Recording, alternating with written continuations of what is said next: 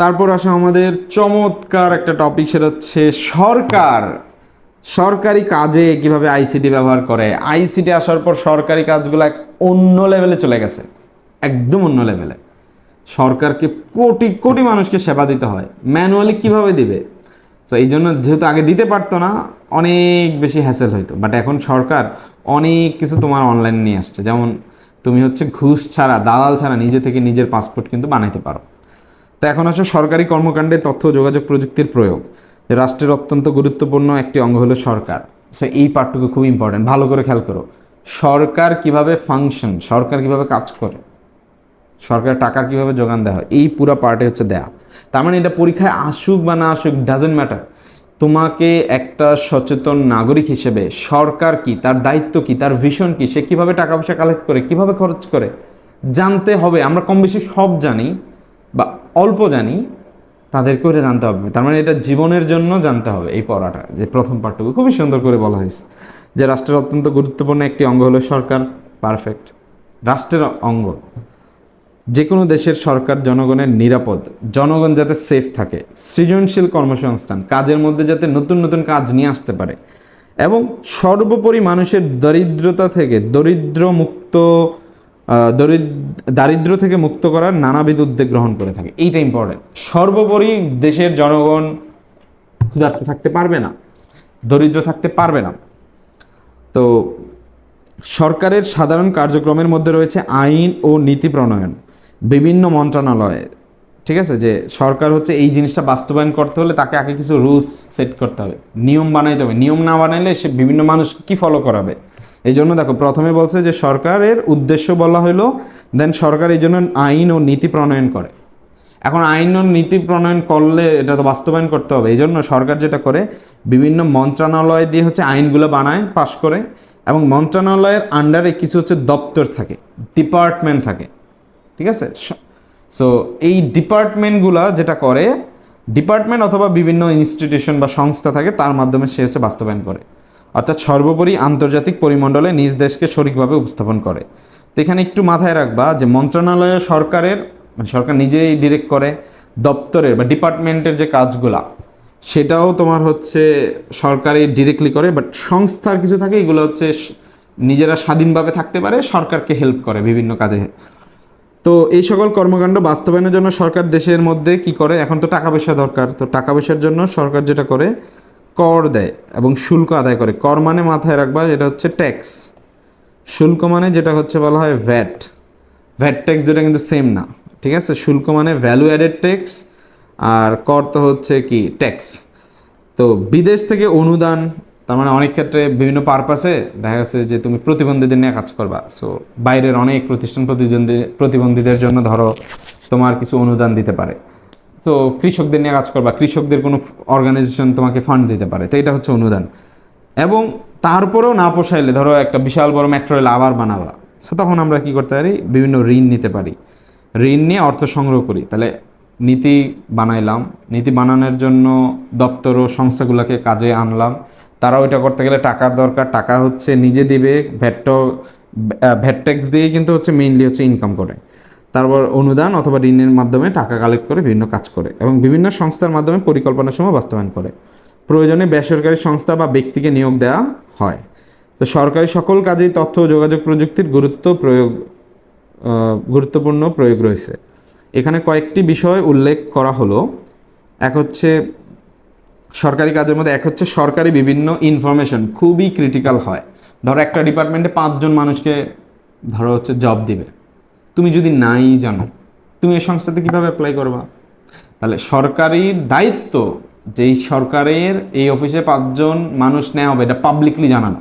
তার মানে যত ধরনের তথ্য দিয়েছে ইন্টারনেটের মাধ্যমে, ওয়েবসাইটের মাধ্যমে, যেটা জনগণকে জানানো উচিত তারা জানাইতে বাধ্য বাধ্য বাধ্য। তুমি আজকে যাও যে কোনো মন্ত্রণালয়ে ঢুকো, মৎস্য মন্ত্রণালয়ের ওয়েবসাইটে ঢুকো, শিক্ষা মন্ত্রণালয়ের ওয়েবসাইটে ঢুকো, যেই ইনফোটা তোমাদের জানানোর কথা সেটা নোটিশ বোর্ডে দেখবা পিডিএফ করে সুন্দর করে আপলোড করে রাখছে।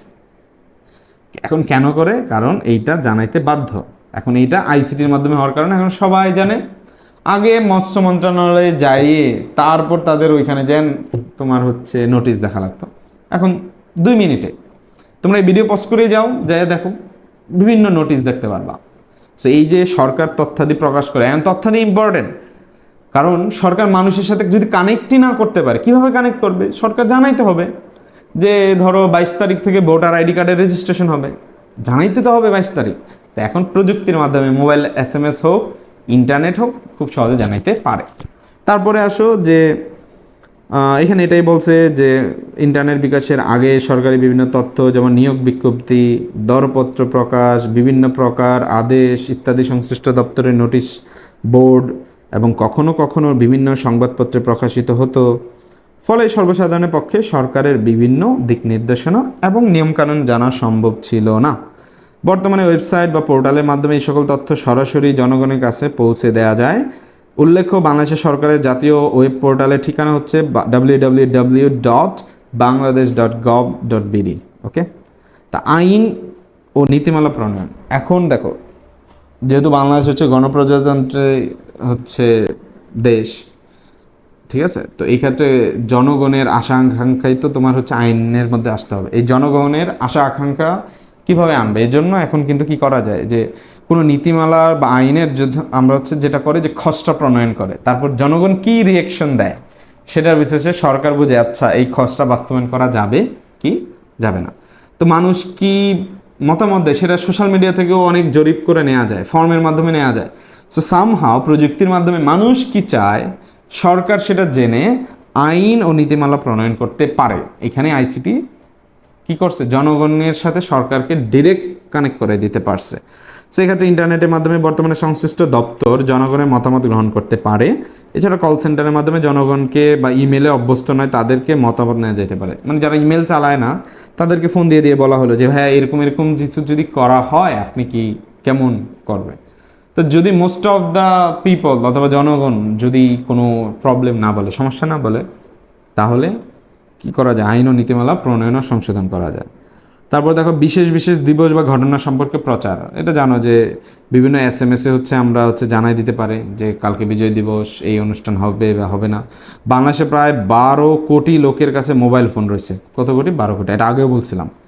তো এখানে হচ্ছে খুদে বার্তা যেটা আমরা বলি, এটাকে ইংরেজিতে বলি SMS বা শর্ট মেসেজ সার্ভিস মাধ্যমে কি করে সরাসরি ওই সকল ব্যক্তির কাছে তুমি বিভিন্ন দিবস বা স্পেশাল অকেশন সম্পর্কে জানাইতে পারো। দেন দেখো দোরগোড়ার সরকারি সেবা, এখান থেকে MCQ এবং CQ দুইটা থাকবে। তো দোরগোড়া বলতে হচ্ছে একদম রুট লেভেলে যে জনগণগুলো থাকে একদম গ্রামীণ পর্যায়ে, তারাও যাতে সরকার থেকে সেবা পাইতে পারে তার জন্য প্রযুক্তি কিভাবে ব্যবহার করা হয়, মানে পুরো চ্যাপ্টারে আইসিটি কিভাবে ব্যবহার করা হয় ওই কেন্দ্রিক। এটা কিন্তু প্রথমেই বলে নিয়েছিলাম যে আইসিটির ব্যবহার কোথায়, সুযোগ সুবিধা পাচ্ছি, গুরুত্ব কেন, সেই জিনিসটা নিয়ে এখানে আলোচনা করা হয়েছে।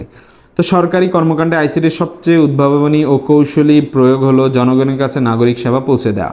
মোবাইল ফোন, রেডিও, টেলিভিশন, ইন্টারনেটের মাধ্যমে নাগরিক সেবাসমূহ সরাসরি নাগরিকের দোরগোড়া এবং কোনো কোনো ক্ষেত্রে তার হাতের মুঠোয় পৌঁছে দেওয়া যায়। উন্নত দেশগুলিতে এর মাধ্যমে জনগণ ঘরে বসেই পাসপোর্ট প্রাপ্তি, আয়কর প্রদান, বিশ্ববিদ্যালয় ভর্তি, সরকারি কোষাগার, অর্থ প্রদান প্রভৃতি কাজ নিমিষেই সম্পন্ন করতে পারে।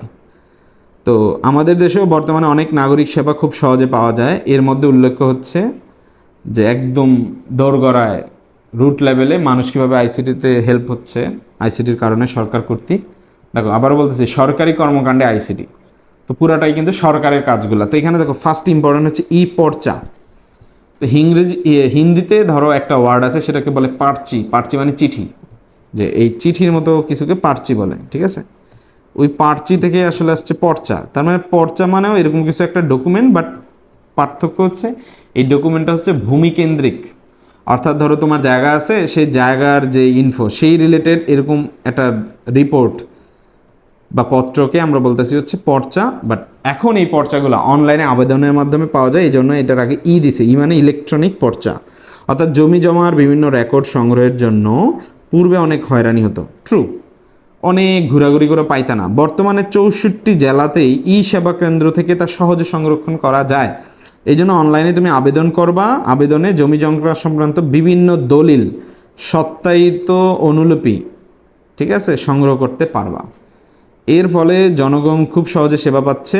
অন্যদিকে সেবা প্রদানের সময় তথ্যাদি ডিজিটালকৃত হয়ে যাচ্ছে, ফলে ভবিষ্যতে তথ্য প্রাপ্তির পথও কী হচ্ছে সহজ হয়ে যাচ্ছে। তো এই পর্চা কিন্তু আসতে পারে, একটা উদ্দীপক দিয়ে বুঝাইবে, তখন বুঝবা যে আচ্ছা যে করিম তার জায়গা সম্পর্কিত প্রবলেমের জন্য বা জায়গা বিক্রি করতে চায়, তাহলে এই জায়গার তো একটা দলিল বের করতে হবে, দলিলের কপি বের করার জন্য আমরা এখন অনলাইনে আবেদন করতে পারি। 64 জেলাতেই হচ্ছে তোমার এই সেবা কেন্দ্র সরকার বসাই দিচ্ছে। তারপরে আসে ইবুক। ইবুক তো জানোই যে ধরো এই যে এটাই কিন্তু একটা ইবুক, এই বইয়ের যে পিডিএফটা আমি পড়াইতেছি এটাই কিন্তু একটা ইবুক, যে দেখো বই সুন্দর মতো ছবি টবি সবই আছে, লেখা আছে, আমি এখানে ধরে ধরে পড়তেছি। তো বাংলাদেশের পাঠ্যপুস্তকে অনলাইনে সহজে প্রাপ্তির জন্য সরকারিভাবে একটি ইবুক প্ল্যাটফর্ম তৈরি করা হয়েছে, www.ebook.government.bd। এতে বিভিন্ন শ্রেণীর পাঠ্যপুস্তক ও সহায়ক পুস্তক রয়েছে। পুরজি। পুরজি মানে মাথায় রাখবা যে চিনিকল অর্থাৎ যারা ইক্ষু চাষ করে তারা যে সরবরাহ করতে পারবে, অর্থাৎ তাদের ইক্ষুটা কিছু ফিক্সড পজিশনে যায় হচ্ছে তোমার ডিস্ট্রিবিউশন করতে হয়, সরবরাহ করতে হয়। সো ওইখানে কন্ট্রোল করার জন্য যে একসাথে যাতে সবাই না আসে, নিয়মতান্ত্রিকভাবে যাতে করা যায়, এই জন্য বিভিন্ন এরিয়ার বিভিন্ন কৃষককে ডেট ওয়াইজ টাইম ওয়াইজ বিভিন্ন অনুমতি দেয়। ওই টাইমের মধ্যে যায় প্রত্যেকটা কৃষক যেটা করতে পারে, তার যে চিনিকল বা ইক্ষু আছে সেগুলোকে সে কী করতে পারে, সরবরাহ করতে পারে। তো এইটা স্বয়ংক্রিয় করা যাওয়াতে যে ধরো এক একজনরা এক এক দিন এক এক সময় দেওয়ার কারণে বর্তমানে মোবাইল ফোনে কৃষকরা তাদের পুরজি পাচ্ছে। মোবাইল ফোনে পাওয়ার জন্য এটাকে বলা হয়েছে পুরজি। পুরজি মানে ইক্ষু সরবরাহের অনুমতিপত্র, পারমিশন আছে কিনা সরবরাহ করার। তো ফলে এই সংক্রান্ত হয়রানি অবসান হওয়ার পাশাপাশি কৃষকও তাদের ইক্ষু সরবরাহ উন্নত করতে পারছে। এখন সবাই একসাথে যায় হচ্ছে ঝামেলা করে না, নির্দিষ্ট ডেটে নির্দিষ্ট সময়ে যায় হচ্ছে ইক্ষু কী করতে পারে, তোমার সরবরাহ করতে পারে। তারপরে আসো পাবলিক পরীক্ষার রেজাল্ট, তোমরা তো জানোই। স্বাস্থ্যসেবা, জনগণের কাছে স্বাস্থ্যসেবা পৌঁছে দেওয়ার জন্য দেশকে অনেক স্থানে টেলিমেডিসিন সেবা কেন্দ্র গড়ে তুলছে। এছাড়া সরকারি হাসপাতালসমূহের ব্যবস্থাপনা সম্পর্কে মোবাইল ফোনে বা SMS-এ অভিযোগ পাঠানোর ব্যবস্থা নেওয়া হয়েছে। ফলে স্বাস্থ্য খাতে ইতিবাচক একটা পজিটিভ পরিবর্তন আসছে। তারপরে দেখো অনলাইনে আয়কর রিটার্ন প্রস্তুত করেন। আয়কর রিটার্নকে আমরা বলি হচ্ছে ট্যাক্স রিটার্ন। সেই ট্যাক্স রিটার্ন করার জন্য আগে মানুষকে, মানে এটা যেটা হয় ট্যাক্স রিটার্ন হচ্ছে তুমি যে ইনকাম করো তার বেসিসে সরকারকে একটা টাকা দিতে হয় ইয়ারলি। সো এই জিনিসটা বানাইতে ধরো তোমার অনেক সম্পত্তি আছে, স্থাবর অস্থাবর, তোমার ধরো ব্যাংক অ্যাকাউন্টে তোমার স্যালারি ছাড়াও অন্য কারো ধরো 10 লাখ টাকা জাস্ট 2 ঘন্টার জন্য আসছিল একটা কাজে, তো এই জিনিসগুলা যে তোমার অ্যাকচুয়াল ইনকাম না, তো এই প্রত্যেকটা জিনিস ধরে ধরে ধরে ধরে ট্যাক্স রিটার্নের মধ্যে সাবমিট করতে হয় এবং একটা নির্দিষ্ট অ্যামাউন্ট যেটা আসে সব কিছু হিসাব করে ওই টাকাটা তোমাকে সরকারকে দিতে হয়।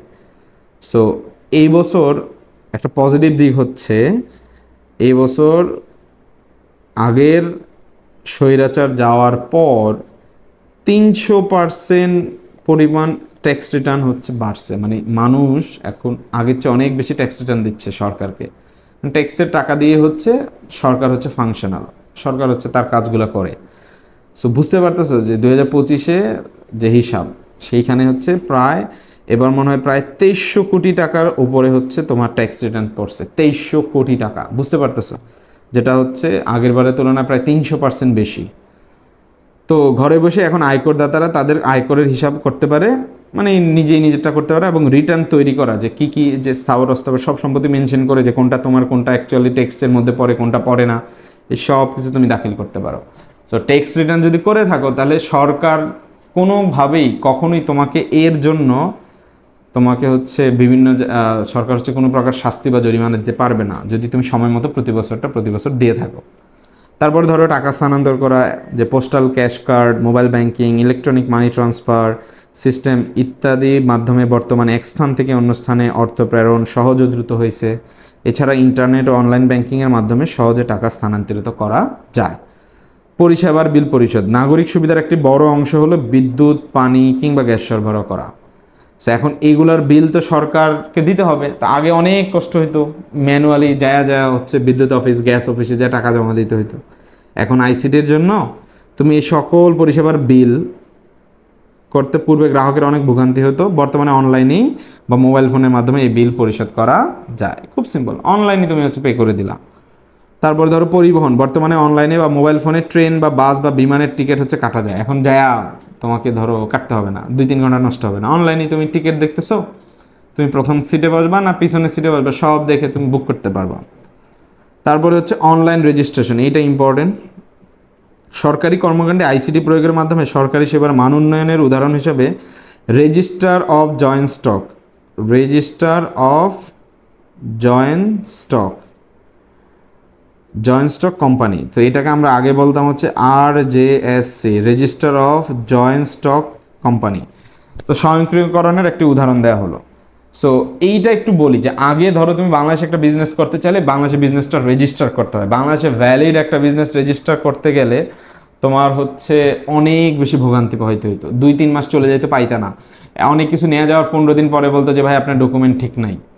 সো এখন যেটা হয়েছে অনলাইনের মাধ্যমে তুমি চাইলে ম্যাক্সিমাম 4 থেকে 7 দিনের মধ্যে অনলাইনে রেজিস্ট্রেশন করে ফেলতে পারবা। সো এইটা কিন্তু সরকার মানে এমন হয়েছে যে আগে তুমি অ্যাপ্লাই করে এত রেস্ট্রিকশনে করতেই পারতা না, এখন যেটা হয়েছে যে তুমি একটা কোম্পানির রেজিস্ট্রেশন করতে চাও, রিকোয়েস্ট করছে, অ্যাপ্লিকেশন ফি দিছো, অ্যাপ্লিকেশন হয়েছে, দেন যদি 3 মাসের মধ্যে না হয় সরকার সরকারি কর্মকর্তাদের প্রেশার দেয় যে এই লোকের কোম্পানি রেজিস্ট্রেশন কেন হয় নাই। তার মানে অ্যাপ্লিকেশন আসলে সরকার তাগাদা দিয়ে এটা শেষ করার চেষ্টা করে, যার কারণে কোম্পানি রেজিস্ট্রেশন আগের চেয়ে অনেক অনেক বেশি সহজ হয়ে গেছে। এখন দালাল ছাড়াই কোম্পানি রেজিস্ট্রেশন করা যায়, আগে দালাল ছাড়া কল্পনাও করা যাইতো না। তো ব্যবসার উদ্দেশ্যে যখন কোনো কোম্পানি বা ফার্ম গঠন করা হয় তখন সেটিকে সরকারি কোনো প্রতিষ্ঠানে নিবন্ধিত হতে হয়, রেজিস্ট্রেশন করতে হয়। বাংলাদেশে নিবন্ধন এরকম একটি প্রতিষ্ঠান হলো register of joint stock company and firms. ভোর না হতেই সেখানে লাইন, তিল ধারণের জায়গা থাকতো না, গ্রাহকের ভিড়, বিভিন্ন ধরনের দালালদের অত্যাচার ইত্যাদি ছিল এই প্রতিষ্ঠানের এক সময়কার চিত্র। মারাত্মক খারাপ ছিল। এখন যেটা হয়েছে যে আইসিডির প্রয়োগের ফলে বর্তমানে সেখানে চিত্র সম্পূর্ণ পাল্টে গেছে। তো রেজিস্টার অফ জয়েন্ট স্টক এই কোম্পানির ওয়েবসাইট যেটা আমি বলছিলাম যে আগে ছিল RJSC, বাট এখন রিসেন্টলি এটার নাম চেঞ্জ হয়ে গেছে www.roc.government.bd। সো এখন অনেক কাজ সম্পন্ন করা যায়। সো কয়েকটি কাজের অতীত ও বর্তমান অবস্থা দেখো যে আগে নামের ছাড়পত্রের জন্য মিনিমাম 7 দিন লাগতো, এখন 30 মিনিট। আগে রেজিস্ট্রেশন করবা কমপক্ষে 30 দিন, এখন 4 দিন। আগে ফ্রি প্রদান করতে ভোর থেকে লাইনে দাঁড়ায় থাকতো, এখন ব্যাংকের মাধ্যমে। নিবন্ধনের জন্য অফিসে আগে যাতায়াত করা লাগতো মিনিমাম 6 বার, এখন একবারও না গেলেও জাস্ট পুরোটক 100% তুমি অনলাইনে করে ফেলতে পারতেছো। এইটা যে কি পরিমাণ বেনিফিট করছে, কারণ তুমি বাইরের দেশগুলোতে সকালে অ্যাপ্লাই করো বিকালের মধ্যে রেডি হয়ে যায়, বাংলাদেশ এখনও ওরকম ফাস্ট হইতে পারে নাই, কিন্তু আগের চেয়ে অনেক অনেক বেটার। সো এখনও যদি তোমার সামনে কেউ এসে বলে যে RJSC, বুঝে নিবা যে এটা এখন কিন্তু ROC হয়ে গেছে, রেজিস্টার অফ জয়েন্ট স্টক কোম্পানির ROC, বাট আগে ছিল RJSC। ওকে, এতটুকু ছিল। তো এখন আমি যদি এখানে আসি, দেখো সরকারি দায়িত্ব ও কীভাবে কাজ করে তা নির্ণয়ে বর্ণনা করছে যে মানুষের জীবনমান ও নিরাপত্তার উন্নয়ন হচ্ছে সরকারের লক্ষ্য, আইন ও নীতিমালা প্রণয়ন করবে, মন্ত্রণালয় থেকে দপ্তর থেকে সংস্থার মাধ্যমে প্রথমে থিওরিটিক্যাল অর্থাৎ নীতি মানে যেটা হচ্ছে খাতায় আছে সেই জিনিসটা থিওরি থেকে ইমপ্লিমেন্টেশন মানে বাস্তবায়নে নিয়ে আসে। মন্ত্রণালয় আইন পাস করে, দপ্তর ও সংস্থার মাধ্যমে সে কাজ করে। তার জন্য ভ্যাট ট্যাক্স ও ডোনেশন ও লোন নিয়ে থাকে, কারণ এগুলো না হলে টাকার যোগান কোত্থেকে হবে। তো এইটা আমাদের অ্যাজ এ নাগরিক সবার জানা উচিত যে সরকারের কাজ কী, বা তুমি সরকার হতে চাইলে কী করবা। তো সরকারি কর্মকাণ্ডে তথ্য যোগাযোগ প্রযুক্তির প্রয়োগে সরকারি তথ্যাদি যেটা বললাম যে ইনফরমেশন মানুষকে জানানো উচিত, সেটা অনলাইনের মাধ্যমে এখন খুব সহজেই আমরা জানাই ফেলতে পারি সরকারি মন্ত্রণালয়গুলো। তো সরকারি তথ্যাদি প্রকাশ, আইন ও নীতিমালা প্রণয়ন, এবং এই নীতিমালা যাতে জনগণ যাতে হচ্ছে ইনভলভ থাকে, জনগণ যাতে অ্যাগ্রি করে যে হ্যাঁ এই জিনিসই চাই। বিশেষ দিবসের ঘটনা SMS করে পাঠানো, শর্ট মেসেজ সার্ভিস। দোরগড়ায় যেটা আমরা বলছিলাম সবচেয়ে ইম্পর্টেন্ট, যে রুট লেভেলে মানুষের কাছে সেবা নেওয়া, যেমন পর্চা, ঠিক আছে, যে ভূমির যেই দলিল বা সত্যায়িত অনুলিপি সেই জিনিসগুলা ইলেকট্রনিকভাবে বের করা হচ্ছে পর্চা, বুক বুঝি। পুর্জি হচ্ছে যে ইক্ষু সরবরাহের অনুমতি আছে কিনা, কৃষক কখন সরবরাহ করতে পারবে, কোথায় করবে। পাবলিক পরীক্ষার ফলাফল প্রকাশ, স্বাস্থ্যসেবা বা টেলিমেডিসিন যেটার মধ্যে পড়ে। অনলাইনে আয়কর রিটার্ন প্রস্তুতকরণ, যেটা বললাম যে এবছর হচ্ছে প্রায় 300% ট্যাক্স বাড়ছে, 2300 কোটির ওপরে মানুষ হচ্ছে ট্যাক্স রিটার্ন করছে। টাকা স্থানান্তর ও অনলাইনে হচ্ছে বিভিন্ন রেজিস্ট্রেশনের হ্যাসেলটা ছিল সবচেয়ে বাজে।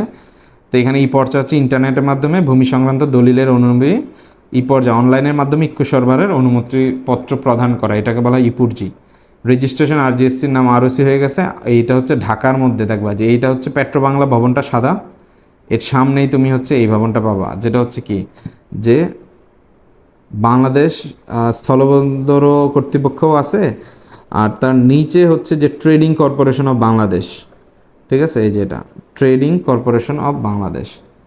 তো তোমরাও যারা অফিস খুলতে চাও তারা হচ্ছে এখানে যায় অনলাইনে আবেদন করবা আগে, করে হচ্ছে এখানে যা কিছু ফাইল টেল জমা দিয়ে কাজটা করে ফেলতে পারো। এবং ঢাকার বাইরেও কিন্তু আলাদা আলাদা করে প্রত্যেক জায়গাতে হচ্ছে এরকম অফিস আছে, সবার ঢাকা আসতে হয় না।